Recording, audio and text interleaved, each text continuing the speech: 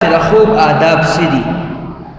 یو انسان ویده کېږي، یو خو الله رب العزت شپه د آرام دپاره رالیږلې ده او د دې خوب د وجې نه د انسان وجود لږ په آرام شي، او یقینا چې دا خوب د الله تعالی د طرف نه په دې انسان باندې چې دا خوب راځي دا یو نعمت دی. ځکه چې ډېر خلک ورته داسې شته چې هغوی د خوب دپاره ګولۍ اچوي، لیکن الله تعالی رحم وکړي نو د خپل خصوصي رحم د وجې نه بغیر د څه کولو نه دا دی مونږ ویده شو، او چې د خوب نه راپاسو دماغو ته یو آرام میلوي، یو سکون میلوي، نو دا د الله د طرف نه نعمت دی که نه. اوس دا نعمت به سنت طریقې مطابق څنګه استعمالوي، او په دې کې سنت طریقه څه ده؟ ابتداءً کله چې انسان د ماسخوتن لمونځ وکړي او کله دې کور ته ننوځي، مطلب دا چې د هغې نه بعد د ده د کور نه د راوتو اراده نه وي، داسې ټایم کې دی کور ته ننوځي، نو دی چې ور بندوي نو دی به بسم الله ووایي، بسم الله الرحمن الرحیم، بسم الله ووایي، یا به دا دعا ووایي بسم الله اللهم انی اسألک خیر المولج و خیر المخرج، بسم الله ولجنا و بسم الله خرجنا و علی الله ربنا توکلنا، کما دعا چې حدیث مبارکو کې راغلې ده دا دعا ووایي. که دا دعا نه وایي صرف بسم الله دی وایي، او د بسم الله ویلو سړي دی د خپل کور دا دروازه چې ده نو دا دی بیا بنده کړي. کتابونه لیکي حدیث مبارک کې راځي کله چې یو انسان کور ته بغیر د بسم الله نه ننوځي او دروازه بند هم کړي، شیطان خپلو بچو ته آواز کوي راځئ راځئ زموږ د شپې د تېرولو ځای پیدا شو، راځئ، او په دغه کور کې شیطان او د شیطان بچي شپه تېروي.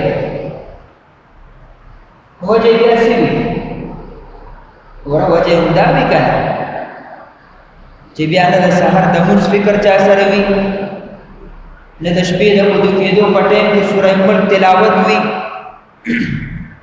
نه تسبیحات وي، بس همداسې روټۍ وکړي او بس کټ کې سملي ویده شي. نه، کور ته ننوځي بسم الله ووایه، او چې کله دې بسم الله وویله او بسم الله ویلو سړي ته د خپل کور دروازه بنده کړه، نو شیطان خپلو بچو ته وایي چې وځئ وځئ د دې کوره، دې کور کې زموږ د شپې د تېرولو ځای نشته، نو شیطان او د شیطان بچي د دغه کور نه وځي. ها، نو د دې وجې نه کور ته چې ننوځي او داسې ټایم چې بیا د راوتو اراده نه، مطلب دا چې ماسخوتن لمونځ دې وکړو د هغې نه بعد ته کور ته ننوځې، کور ته ځې نو بسم الله ووایه، اول نمبر بسم الله ویل، دا سنت طریقه ده. ها، دا سنت طریقه ده. دویم، کله چې ته د خوب اراده وکړې او وایې چې یاره ویده شم، نو داسې قسمه څیز چې هغې نه د اور د لګېدو خطره وي هغه مړکول پکار دي، هغه ختمول پکار دي. لکه پخوا به دا ډیوې وي، شمع وغیره، دا به ختم کړي، ښه دا به بند کړي. په نن سبا وختو کې زه به د هغې مثال داسې نه داسې درکړم چې د ماشو لپاره چا ګرباتۍ لګولې ده، هغه لوګې کېږي او ورسرې ښکته هغه سکاره غوندې ښکته راغورځېږي، نو هغه هم بنده کړه. د دې وجې نه خدای مه کړه، خدا نه خواسته چېرته ښکته کارپېټ دی یا قالین دی هغې باندې رالړه شي او د اور د لګېدو ذریعه جوړه نه شي. د دې وجې نه حدیث مبارک کې شفقتاً پیغمبر علیه السلام دا حکم کړی دی چې تاسو به دا څیز بندوئ، د کوم څیز نه چې د اور د لګېدو خطره وي. یا په نن وخت کې که تاسو سوچ وکئ سوی ګیس، د ګیس چوله په کمره کې دننه ده، نو د دې حدیث په زمره کې دا خبره هم داخله ده چې ته هغه بنده کړه، د هغې نه بند شي او مکمل چې بند شي چې ستا اطمینان پرې حاصل شي. لکه چې تاسو په خپله د سوشل میډیا نه خبرېږئ، څومره کیسونه داسې راشي چې چوله دې نه کولو پاتې شي او بیا هغه د ډیرو نقصانونو یو ذریعہ جوړ شي. نو هغه څیز چې هغې نه خطره جوړېږي هغه به بندی ښه دا مستقل سنت د رسول الله صلی الله علیه وسلم دی پیغمبر علیه الصلاة والسلام دا حکم کړی چې اور والا څیز هغه به بند ساتئ بل رانجه اچول د خوب په وخت کې څه کول رانجه اچول دا را حدیث مبارکه او پرانا کې ما درته دا راجمع کړي دي رانجه اچول درې سلۍ په یو سترګه کې درې سلۍ په بله سترګه کې په احادیثو کې د یو رانجو صفت راغلی دی چې هغې ته اسمت وایي اسمت او دا پیغمبر علیه السلام هم دا رانجه استعمال کړي دي ښه ترمذی شریف کی حدیث دے باقاعدہ اسمت رانجه استعمالو سر نظر زیاتیږي او د سترګو بیماری ختمېږي نو دریم نمبر ادب د خوب د پاره څه دی چې کله ویده کېږي نو په سترګو کې رانجه اچول که هغه هر یو رانجه وي د سنت طریقې مطابق هغه ته رانجه واچئ دا دریم ادب شو څلورم ادب په کومه بستره باندې چې ته سوملې هغه سنډل صفا کول اگر چې ستا ته مکمل پته ده چې دې باندې څه ګنمل نشته خو بیا هم څه پته لګي خدای مکه چېرته یو ضروري څیز په دې بستره باندې وي او ته په هغې باندې سوملې ګتلی دی نه دی نو دا به تا له ضرر در ورسوي نو د دې وجې نه حدیثو مبارکو کې راځي احادیثو مبارکو کې چې دا بستره صفا که د هغې نه بعد سومله نو خپله بستره د خوب نه مخکې صفا کول دا ځان له سنت طریقه ده بل ادب مسواک استعمالول مسواک کله د خوب اراده وکړه مسواک استعمال مسواک کومه ولې علما د دې یو وجه وجه دا ده چې ټوله ورځ موږ خوراک کوو څښاک کوو ورسره خبرې کوو د خوله ګلابېږي نو که د خولې که د غاښونو باندې هوا لګي د بهر نه د خوراک هغه ذرات که چېرته زموږ په دې غاښونو کې پاتې شي هغه دومره نقصان نه رسوي غاښونو ته لیکن کله چې انسان ویده شي نو د ده خوله خو بیا بنده وي نو بهر نه خو د ده په خوله باندې هوا نه لګي نو که د خوراک لږ لږ ذرات په دې غاښونو کې پاتې شي د هغې د وجې نه اکثر له دی د غاښونو د ډېرو بیمارو مرتکب جوړېږي غاښونه یې خرابېږي او بل بیا وجه دا ده چې سهار پاسي نو هغه په دې خوله کې څښا شوي د خوراک هغه ذرات نو بیا د خولې نه ډېر څښا بوی بدبوی بیا د خولې نه ځي نو د دې وجې نه کله چې انسان د خوب اراده وکړي نو مسواک استعمالول دا مستقل سنت دی ښه څو سنت شو ګورئ بسم الله ویل دویم نمبر چې کله کور ته ننوځي بسم الله ویل اور والا څیز چې کله د خوب اراده وکړي ختمول بندول دریم نمبر رانجه اچول څلورم نمبر بستر صفا کول پنځم نمبر مسواک استعمالول څه مسواک شپږم نمبر دا د رسول الله صلی الله علیه وسلم طریقه وه دا آخري درې سورته نه دي سوره اخلاص قل هو الله احد او سوره فلق قل اعوذ برب الفلق سوره او قل اعوذ برب الناس دا درې سورتونه به پیغمبر علیه الصلاة والسلام وفرمایل او په دې خپل لاسونو مبارکو باندې به داسې شوف کو اول به په خپل سر مبارک باندې د لاسونه راخ کو د هغې نه بعد به په مخامخ وجود باندې تر خپو پورې راخ کو او بیا به یې داسې لاسونه شاته تاو کړه او داسې په املا باندې به یې دا لاسونه چې څومره پورې به یې لاس رسېدو نو دا به یې راخ کو یو ځل به یې وکړه بیا به یې دا سورتونه درې وویلې بیا به یې وکړه درې ځل به پیغمبر علیه الصلاة والسلام دا عمل کولو دا سنت طریقه ده دا سری سنت طریقه ده کتابونه لیکي وایي کوم انسان چې دا طریقه خپله کړي نو یو دا چې دی به د جادو نه محفوظ وي د باندې به څوک جادو نشي کولی سحر به پرې نه کېږي او دویم دا چې د ده دا بدن چې دی د ډېرو مهلکو بیمارو نه د ده دا بدن به الله تعالی محفوظ ساتي نو د دې وجې نه دا عمل به خپله وښه چې کله ویده کېږئ قل هو الله احد سوره اخلاص سوره فلق قل اعوذ برب الفلق شو کنه سوره ناس قل اعوذ برب الناس دا درې سورتونه او د هر سورت په اول کې به بسم الله وایي یو ځل به ووایي په لاسونو باندې به شوف کې په ټول وجود باندې به لاسونه راکاږي په دویم ځل بیا ووایه، په دریم ځل بیا ووایه. نو دا د خوب چې خوب کې نو دا مستقل سنت دی د خوب نه مخکې. پیغمبر علیه الصلاۃ والسلام نه دا عمل ثابت دی. بل سنت د خوب دپاره دا دی چې د اودس په حالت کې ویده کېدل. اودس ته وکړو، د اودس نه بعد رالې ویده شوې.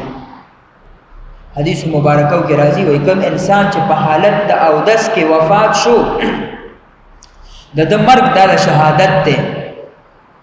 او کوم انسان چې اودس وکړو او د هغې نه بعد بیا مسنون اذکار یې وویلې او د هغې نه بعد ویده شو او په دغه شپه کې دی وفات شو، نو د ده دا مرګ هم د شهادت مرګ دی. نو د دې وجې نه باوضو مطلب د اودس په حالت کې ویده کېدل. بل ادب د خوب دپاره نهم نمبر هغه دا دی ښي طرف باندې څملاستل، ښي طرف باندې. بل ادب د خوب دپاره دا دی چې مخ قبلې ته راړول. او بل ادب د خوب دپاره دا دی چې دا ښی لاس ته د خپل سر د لاندې داسې کېښودل. نو چې کله انسان داسې سملي نو بیا خو قبلې ته مخ کول د ده اسان دي. قبلې ته به په ښي طرف باندې داسې سملي او دا لاس چې دی دا به سنت طریقې مطابق داسې د سر د لاندې کېږي. لیکن که چېرته دا بیډ یا دا کټ داسې وي قبلې ته سر وي نو هم ټیک ده، هم صحیح ده. دی به بیا خپل ښي طرف ته سملي. خبره پوه شو؟ که بیا قبلې ته د رخ راوو نه مړي نو کافي ده. خیر اوس بعضې خلک وایي چې یاره مونږ په ښي طرف باندې سملو نو مونږ خوب نه راځي. نه، ابتداءً په ښي طرف باندې سمله په خوب دله نه درځي. خیر دی بیا اړخ بدل کا. خو د الټا سملاستېدو نه په احادیثو مبارکو کې منع راغلې ده. بعضې خلک د الټا ویده کېدو عادت شي، د دې نه په کتابونو کې منع راغلې ده الټا به نه ویده کېږي. ښي طرف باندې سمله یا که ښي طرف باندې نو ستنېسته سمله، ستنېسته. په ګس طرف باندې چې سملې علما لیکي وایي دا زړه ښکته راشي نو په خوب کې انسان داسې ګهرایۍ ته ورسي چې بیا د سهار لمونځ هم نشي پاسېدی او ډېر ښه خوب باندې ویده شي. د دې وجې نه وایي په ښي طرف باندې سمله نو زړه به دې بره راشي، نو خوب به دې وي خو خوب به دې لږ بیدار وي. سهار لمونځ او تهجد د پاسېده به درته اساني. نو دا د خوب بل ادب دی. بل ادب د خوب دپاره دا دی چې انسان د خوب اراده ولري. حدیث مبارک کې راځي 3 ځله استغفار ووایه. استغفر الله الذي لا اله الا هو الحي القيوم واتوب الیه. دا 3 ځله استغفار. دا ویل چې دی د استغفار دا د خوب مستقل ادب دی. او بل ادب د خوب دپاره دا دی چې کله ته ویده کېږي نو ته په زړه کې دا اراده وکړه چې انشاءالله تهجد له به زه پاسم. موږ کمزوري نو زه به د خپل ځان مطابق دا ووایم چې دا اراده خو پخه وکړه که نه چې سهار جمع له به پاسم، سهار جمع له به پاسم. ځکه چې په اوړ کې خو سهار جمع ډېره ګرانه یې که نه 10 منټه د پاسه 4 بجې جمع یې. زه وایم چې په اوس وخت کې د سهار جمع له به هغه څوک پاسېږي چې د چا ایمان د الله په فضل سره مکمل د سهار جمع له. ځکه چې 10 د پاسه 4 بجې جمع ده نو چې ته خامخا 20 منټه په وخت به مخکې پاسې چې ځان مان تیار کړي. ډېر ښه خلک هغه خلک چې د بزرګۍ دعوې به کوي لیکن په اوړو کې وګوره سهار جمع به ترې نه ته ځای. دا د الله په توفیق سره کېږي. دې کې خپل څه کمال نشته خو ته به خپله د الله نه غواړې. موبایل له به ټایم ورکړې. تاسو به خپله سوچ وکړئ که چېرته حکومت وقت یو ملازم له وخت دا مقرر کړي چې ته به خپلې ډیوټۍ له د سهار بانک سره حاضرېږي نو بیا خلک ځي که نه ځي تاسو نه تپوس کوم. یا تاسو به خپله سوچ وکئ مثال په طور سره یو کس رالو او دا درته وایي چې یاره سهار بانک سره به زه باقاعده پیسې تقسیموم او لکه 20,000 روپۍ به تقسیموم چې څوک هم راله زه به ورله پیسې ورکوم. ته وګوره یقین وکړه جومات به هم ډکي لارې کوڅې به هم ډکېږي کېدای شي ټوله شپه خوب هم ونه کړي.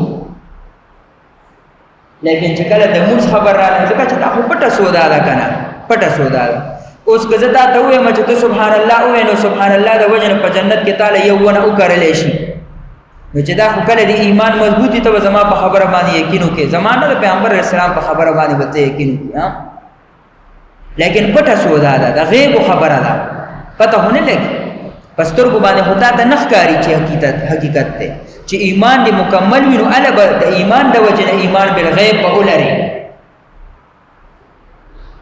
نو د تهجد په اراده باندې ود کېدل چې ان شاء الله تهجد لبز پاسم یا کم سے کم درې سحر د جمع په اراده باندې ود کېدل چې سحر جمع لبا ان شاء الله زه وختي پاسم، دا سی په پاسم چې تکبیر اوله بمره نه فوت کیږي، دا سی په پاسم په دې اراده باندې ود کېدل دا د خوب مستقل ادب دی. او بل ادب د خوب د پاره دا دی چې اللهم بسمک اموت واحیا، دا دعا ویل یا په حدیث مبارکو کې یو انسان چې د کېږي نور ډېر دعاګانې راغلي دي، دا دعاګانې لوستل دا د خوب د پاره مستقل آداب راغلي دي. ها ویښ وای اوس باندې ملګری خو به وو، باندې ملګری اوس رااله، نو زه تاسو ته آداب دوباره وایم د سر نه. ګوره اول نمبر چې کله کور ته ننوځي بسم الله ووایه او بیا ور بند کا، نو د شیطان نه به ته ستا د کور خلک اهل و عیال دا به محفوظ شي. دویم نمبر اور والا سیز بندول، که هغه انګیټۍ ده، که هغه چوله ده، که هغه سوی ګیس والا پیپ دغه دی چوله ده یا چې څوم دي هغه بندول، اور والا سیز بندول. دریم نمبر په سترګو کې رانجه اچول، دا د خوب سنت دی، مستقل آداب دي. څلورم نمبر خپله بستر صفا کول. نمبر 5 مسواک استعمالول. او 6 نمبر اخري 3 صورت ویل، 3 صورت ووایه، طریقه مې ورته وښودله چې داسې به په لاسونو باندې شوف کې او په ټول وجود باندې به دا خپل لاسونه داسې راکاږي، اول په سر او باقي بیا په نور بدن باندې. 7 نمبر د اودس په حالت کې وده کېدل، او بل په ښي طرف باندې ملاسته قبلي طرف ته مخ کول، ښی لاس د خپل سر د لاندې کېښودل، 3 ځله استغفار ویل، د تهجد په نیت باندې وده کېدل چې زه به انشاءالله تهجد له پاسم، یا کم سے کم د سحر د جمع په نیت باندې وده کېدل چې زه به سحر جمع له پاسم، او دا دعا ویل اللهم بسمک اموت واحیا. او په یو حدیث مبارک کې تسبیحات فاطمه لستل، تسبیحات فاطمه 33 بار سبحان الله، 33 بار الحمدلله او 34 بار الله اکبر ویل. نو دا مستقل د خوب د پاره آداب دي. ها نو چې کله یو انسان د دې آداب خیال وساتي او ودشي، نو دی به چرته په خوب کې په هوا الوزي نه، دی به چرته خراب خوبونه نه صحیح کوي. پېښ وایي زموږ خلک اکثر لوی وایي یاره وایي ډېر خراب خوبونه صحیح کوم، او چې ودشم نو کله خوب کې صحیح کوم چې د اسمان نه مې راټوپ کړی دی، او کله خوب کې صحیح کوم چې دیوال را باندې را پرېوتی دی، او کله څه وایي کله څه وایي. وجه یې دا ده چې د دې طریقو نه هغوی ناخبره دي. بسم الله قدرې بعضې خلک نه وایي، چا ته موبایل مخامخ کولو نیولی شوی دی او چې وده شي موبایل په مخ راپروزي، چا ته کمپیوټر مخامخ لګېدلی وده شي، چا ته ټي وي لګېدلی وده شي. نو تاسو په خپله سوچ وکړئ، یو کس چې د الله په نافرمانۍ کې لګیا دی او د له خوب وشو دی وده شي، نو دی به په خوب کې مکه و مدینه صحیح کوي او که نه شیطان به صحیح کوي. تاسو په خپله سوچ وکړئ. دا خو ګورئ موږ له پکار دي چې یو انسان وده کېږي که نه، نو د هر څه دپاره خپلې طریقې موږ ته کتابونو کې موجود دي، په دې طریقه باندې وده شه. ښه چې راپاسې نو په کومه طریقه به راپاسې. حدیث مبارک کې راځي که چېرته یو انسان یو ناکاره خوب صحیح کړي، داسې خوب چې هغه دلته یره ورکوي، نو دی دې پاسي اعوذ بالله دې ووایي، اسانه طریقه اعوذ بالله دې ووایي، او پښتو کې ووایه یا الله د دې خوب د دې شر نه ما محفوظه کړه، او پاسه که یو 2 رکعاته نفل وکړه، اودس چردام وکړه 2 رکعاته نفل وکړه، د الله نه وغواړه. ها چې سحر راپاسې په کومه طریقه، نو د راپاسېدو دپاره هم آداب کتابونه لیکلي دي. انسان چې د خوبه راپاسي وایي دی د خپل لاسونه داسې په د خپلو سترګو باندې داسې او په د خپل مخ باندې ومږي، ځکه چې د خوب په وخت کې که د سترګو نه سګل وتی دی وغیره وغیره، نو هغه به هم لرې شي، او دې سړي د ده هغه خوب چې دی هغه به هم ختم شي چې کله دی مخ ومږي. او د هغې نه بعد دعا ووایه الحمدلله الذي احیانا بعد ما اماتنا والیه النشور. او په یو حدیث پاک کې دام راغلی دی چې د خوب را پاسې دي درې ځل ووایه الحمدلله الحمدلله الحمدلله، او بیا درې ځل کلمه طیبه ووایه لا اله الا الله محمد رسول الله صلی الله علیه وسلم. درې ځل ووایه، دا هم مستقل سنت دی. الحمدلله الذي احیانا بعد عمل کې په دې دویمه طریقه باندې عمل کوي. دا ځکه چې الله پتا باندې ډېر فضل وکړ چې د خوب نه خوب دوی د مرګ روړ دی. اللهم باسمک اموت واحیا. الله تعالی دوباره دا همت درکو چې تیرا پاس وي او د خوب په حالت کې مړ پاتې نشوي. الله تعالی صحت درکو تیرا پاس وي. دا مونږ چې انټي شي کوو او دا انټي شي وکړو مونږ وایو الحمدلله. علما د دې یو وجه ښيي، وایي ته الحمدلله د دې وجه نه ووایه چې د انټي شي په وخت کې د انسان دا شکل څومره وران شي، څومره وران شي. نو الحمدلله ووایه چې الله تعالی ستا دا شکل هغه شان دې پرې نه کړو بلکې واپس خپل هیئت ته راوړو، خپل شکل ته راوړو. نو زموږ دین الحمدلله مکمل دین دی. د هر عمل لپاره سنت طریقه ورته موجود ده. نننی بیان د سنت طریقې مطابق وځي کېدل او د سنت طریقې مطابق را پاسېدل د دې مطابق وشو. الله رب العزت دې موږ په دې باندې عمل کولو توفیق راکړي. واخر دعوانا ان الحمد لله رب العالمین.